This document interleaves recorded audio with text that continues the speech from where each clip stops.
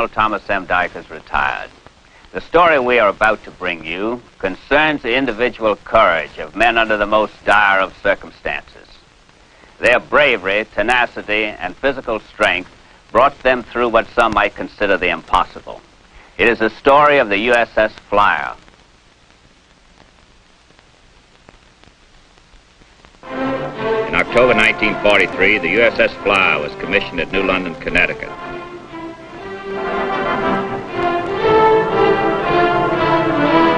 And headed for the Pacific to join the submarine forces in their battle against Japanese sea power. The Flyer's skipper was Commander John Daniel Crowley of Springfield, Massachusetts. The executive officer, Lieutenant Jim Liddell, was a former outstanding football player at Northwestern University. His hometown was Lancaster, Pennsylvania. Quartermaster Third Class Russo of East Boston, Massachusetts, was later to prove himself an outstanding and heroic individual, along with his shipmate, motor machinist mate Third Class Miller, a youth from Vancouver, Washington. Very pretty. Thanks. I got him in the mail at Midway. That's my girl, the other's my dog. Oh, well, thanks for telling me. But I can still tell the difference, you know. I haven't been away from the States that long. What is the latest scuttlebutt, Russo? I hear we're going to the South China Seas, then back to Australia when we wind up the patrol. Any chance of seeing action? I don't think we're going on a pleasure cruise. This your first war patrol, kid? Yeah. I know something? I'm scared. What's there to be scared of? We got a good ship, a great crew, and the best skipper and exec on the whole submarine force. Yeah, I guess you're right. But I'll let you in on a little secret. What? I'm scared, too.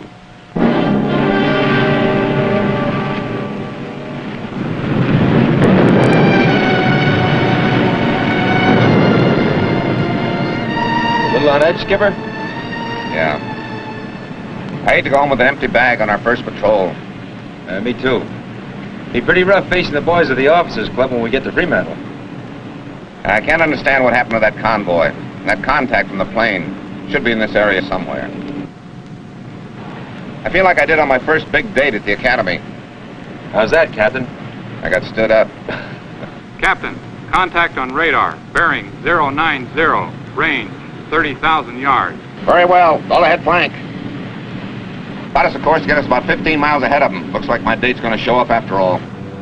Plowing ahead at flank speed, the Flyer moved in close to the Japanese convoy and slipped beneath the surface, making ready for her opening night curtain in the big Pacific Theater.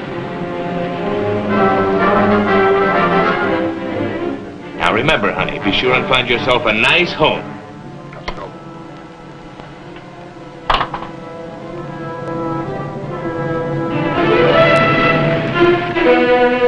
Now in position, the Flyer was about to make her debut. Let's get her set up. Stand by. With all the poise of a finished performer, she let go a bowsprit of 4 torpedoes.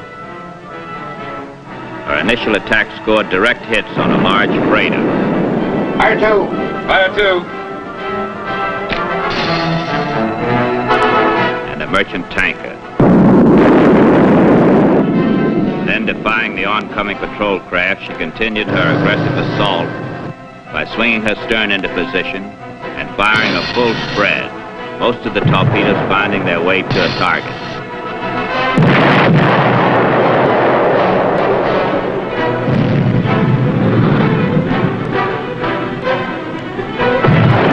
Narrowly escaping disaster from the constant depth charges, she slipped away, leaving 4 large merchant ships sinking and 2 others damaged.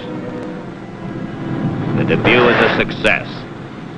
The Flyer was now a fighting lady of the submarine force. I'd say this calls for a celebration. No bread pudding for 2 weeks. Early in July 1944, the Flyer put into a base at Fremantle, Western Australia. Several of her crew received awards for achieving outstanding success on a maiden war patrol.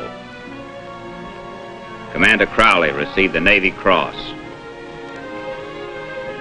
Having tasted success, the men of the Flyer promised to do even better as she headed for her second war patrol off the coast of Indochina. Making surface transit through the Balabac Strait between Borneo and the Philippines, Commander Crowley doubled the watch topside, anticipating enemy anti-submarine patrols in these restricted areas.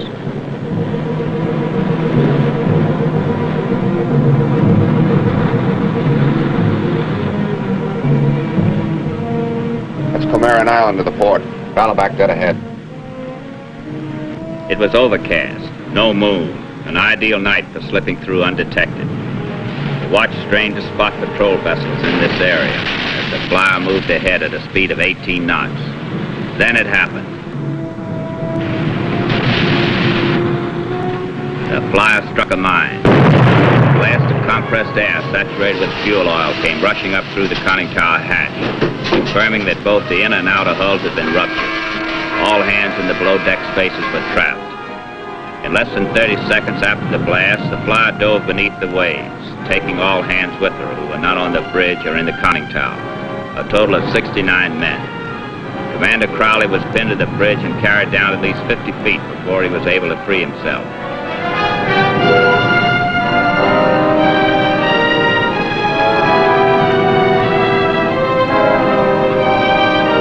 You okay, sir? Yeah. We better strike out for that isle to the north. It's less likely to be occupied by the Japanese. I'll stick by you, sir, just in case. No. Every man gets there as best he can. Don't worry, Jim. I'll make it. Aye, aye, sir.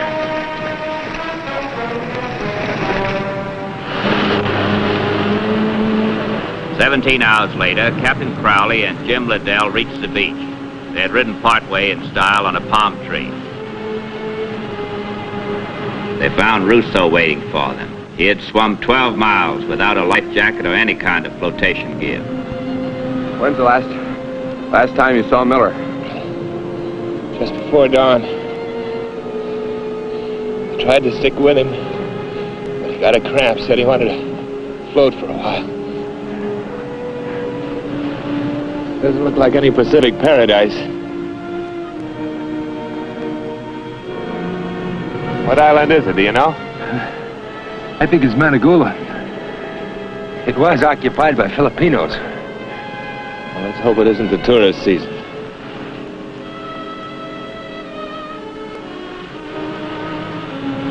Four more survivors, Tremaine, Baumgart, Howell, and Ensign Jacobson, had also caught a floating palm tree and succeeded in reaching the beach at Mandaguli Island. You guys placed third. It wouldn't have made it if it hadn't been for a palm trunk. Any sign of Miller? No, sir. We paddled around for a while looking for him, but I'm afraid that... Jim, you and Russo look around the island for fresh water and food. The rest of you stay here with me. We'll build a lean-to on these palm leaves, protect ourselves from this broiling sun. Come on, Russo. Let's bring home the bacon.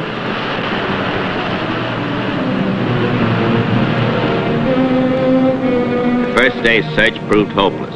No fresh water or food. The island was a dense mass of jungle. A few drained coconuts that had drifted ashore were cleaned of meat by the ants that infested the area.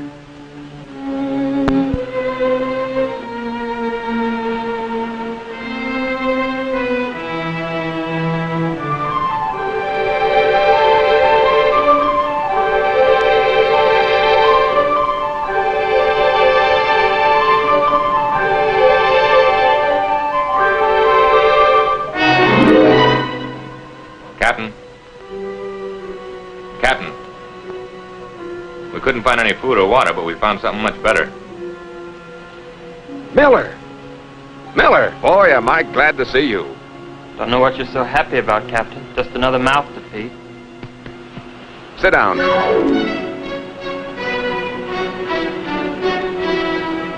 Of the 14 men who got off the Flyer, 6 never reached land. The survivors determined to keep up each other's morale.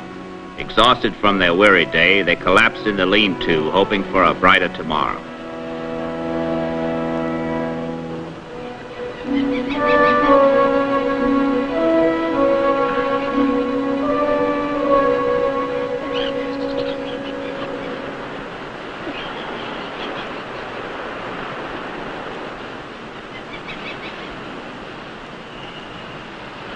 Your foot took quite a beating, sir. Yeah. I gashed it on the coral reefs coming into shore. How you feeling, Junior? I was hoping it was a nightmare. It was. Let's search this area thoroughly. There must be food and water somewhere. Wake up that big halfback. We're gonna need some weight to back up the line. Wake up, sir.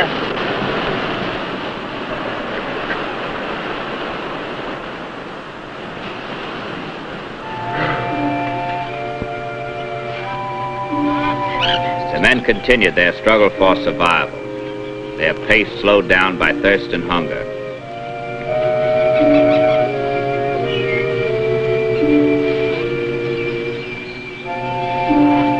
The second day, still no solution in sight.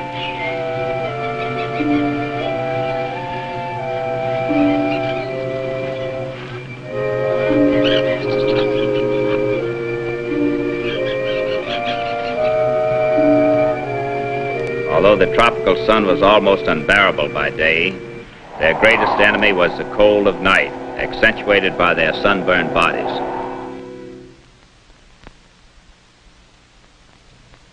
The third day without food or water, the men grew weaker, their hopes of survival fading. As they reached the eastern end of the atoll, they saw a new hope, another island about 6 miles away to the east. What I remember of our intelligence reports, that should be Bugzook Island. Well, it doesn't look as desolate as this place. We gotta make a try for it. It's our only hope. We're all pretty weak, sir. Even in a slack tide, it's a long, rough swim. You think we could build some kind of a raft? I saw some driftwood down the beach. I'm not much of a carpenter, but... Well, what are we standing around here for? Well, slack tide will be in a few hours. Let's go. Well, that's the end of the driftwood. Don't think it'll hold all 8 of us. The captain and Miller can ride, and the rest of us can hang on the after end and kick with our feet, can't we, sir? We'll all take turns. Well, Miller, looks like you and I take first watch on the bridge. Yes, sir. We better take it easy on the main engine. They look pretty sad to me. All ahead, flank.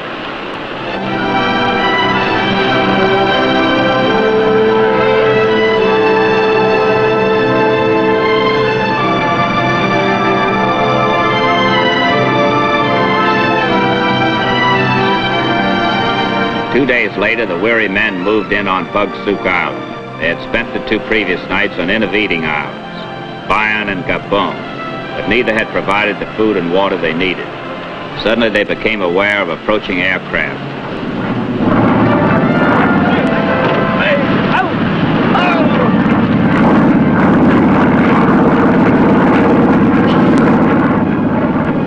Looked like a Zero, sir. Had a meatball on her side. Well, I don't think we were spotted.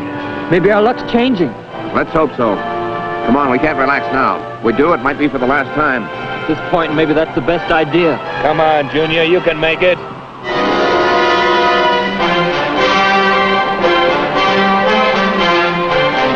Look. Think we could be held by the enemy? It's possible. We might be walking into a trap. We'd better not approach it right away. Let's watch it till dark.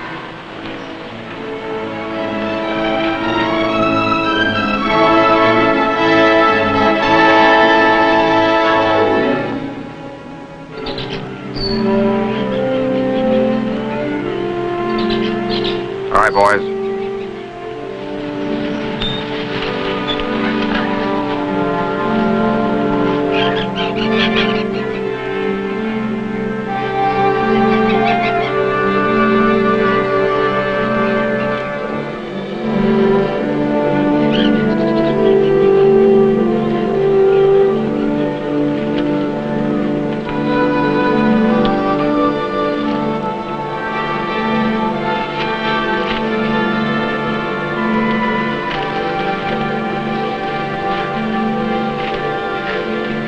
Hey, water. The water. It was poisoned for the Japanese invaders. We did not expect Americans. You're a guerrilla? Bugzook Bolo Battalion. I saw you come ashore, but was not sure you weren't Japanese. Are there any Japanese on the island? Yes, but not many no more. Only snipers. We kill most of them. How about your men? Any casualties? Only sore trigger fingers. Where are the rest of your group? Our camp is about 5 miles north of here. I'll take you in morning. Tonight you rest. Can you get us any food and drink? We've been without for 5 days. I have coconuts. Wait.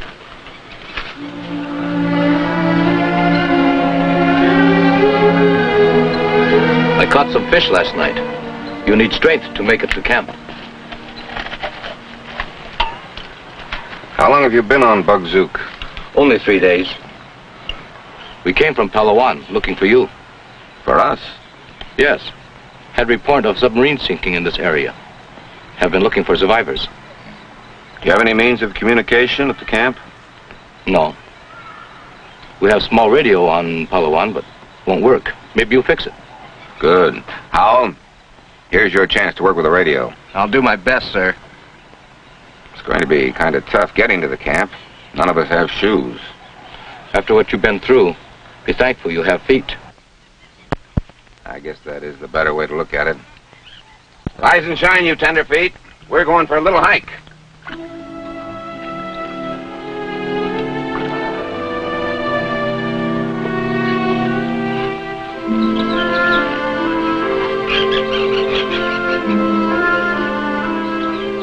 How much further? Only about 1 more mile. You want to rest for a while? No, let's keep going. What are they going to do when we get to camp? I don't know, Junior. Maybe they'll take us on an orientation tour of the island. On foot? What else? Where are we going to get a cab this time of day? Come on, Junior. Don't give up now. We're on the home stretch.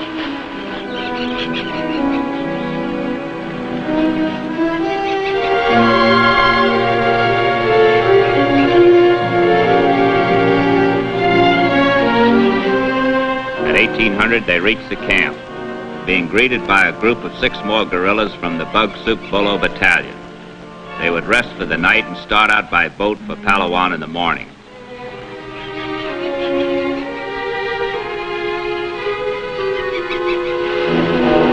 The next day, they shoved off for Palawan.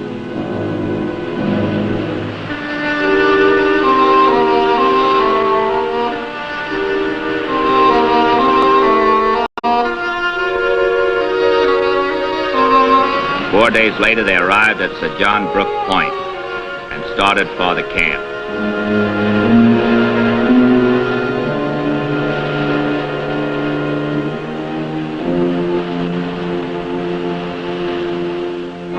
After a few hours' work, Howell, chief radar technician, was successful in repairing the radio set and began the attempt to contact Commander Submarine Southwest Pacific in Australia. You know, I never did find out what your name is. Just call me Mike. My name is too hard for you to say in Filipino. Okay, Mike. Thanks for everything. Don't thank me yet. I've still got to get you back to American base. If he makes contact, the code book we have may have been changed. Say, how are we going to get out to the sub if they do show up? We have a man guarding our boat at the northern tip of the island. He'll take you out. How far is this boat? About 6 miles. My aching feet. I got them, sir. Commander Crowley notified Commander Submarine Southwest Pacific of the situation. He requested a submarine to rendezvous with them 5 miles off Sir John Brook Point, Palawan. Captain Crowley was told to stand by for further orders.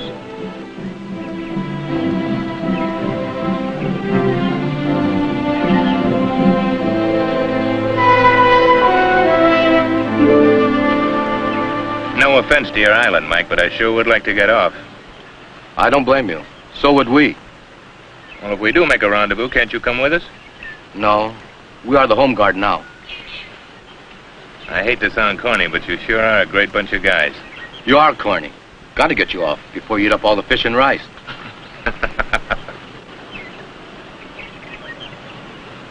Rendezvous. Your requested position. 2300, 31 August. Good. That gives us 8 hours. We've got 6 miles of heavy jungle to go through. We better get started.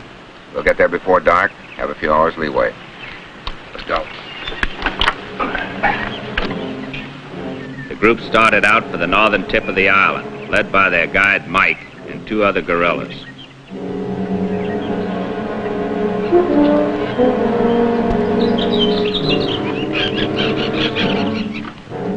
Sir, you've got to stop and rest for a while. No, Jim, forget it. I'm okay. No, you're going to get those feet fixed. We'll rest a while. I'll fix your foot caps. Yeah, we'll never make it on time. We'll make it, sir. And you're going to be with us.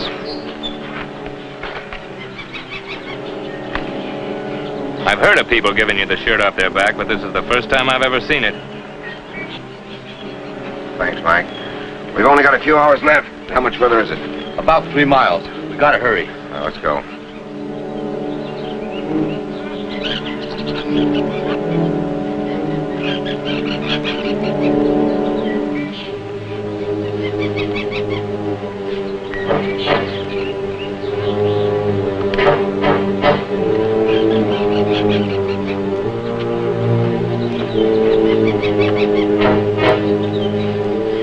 At 1930, the survivors reached a small craft that was to take them to their rendezvous with the submarine Redfin,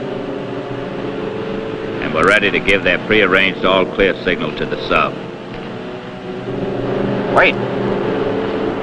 Looks like trouble. The Japanese patrol boat. We can't risk showing the light now. Right where the Redfin should be.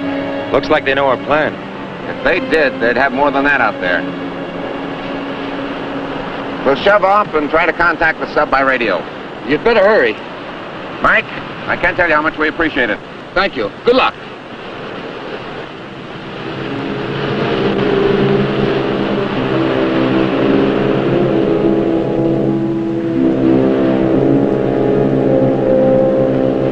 Hello, Redfin. Hello, Redfin. This is Flyer Group. This is Flyer Group. Over.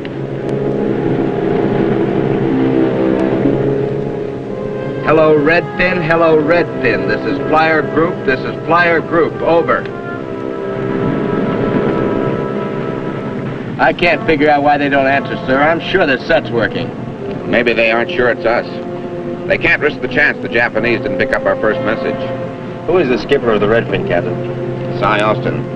He and I were classmates at the academy. Let me have that set, Howell. Maybe he'll recognize my voice.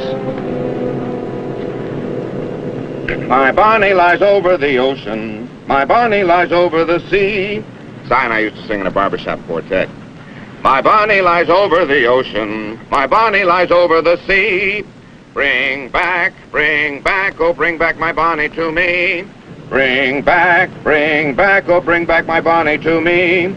Oh, bring back my Bonnie to me, to me. Okay, Jack, you've convinced me, and you still can't sing that last note right. Hello, Cy. Cy, we're at rendezvous point. Stand by.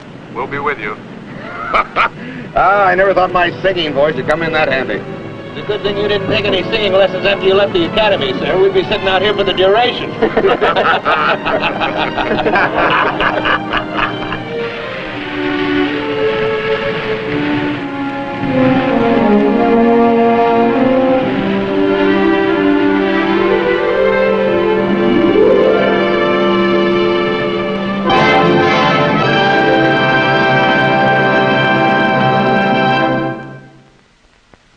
I'll be back in a moment with our special guest.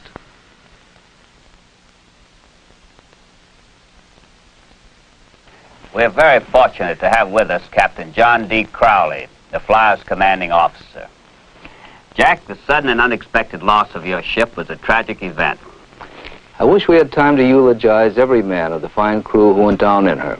When you found yourselves in the water, did you head for the nearest land? No, we knew the Japanese held an island about 8 miles away, so we chose one 4 miles further. We were in the water 17 hours. I'm sure I'd never made a swim of 12 miles without a life jacket. Of course, some of the boys didn't make it, but you'd be surprised how far you can swim if you have to. You've had one of the most remarkable experiences I've ever heard of, and it's been most interesting to have you tell us about it. Thank you very much. Please be with us again for another true story of the silent service.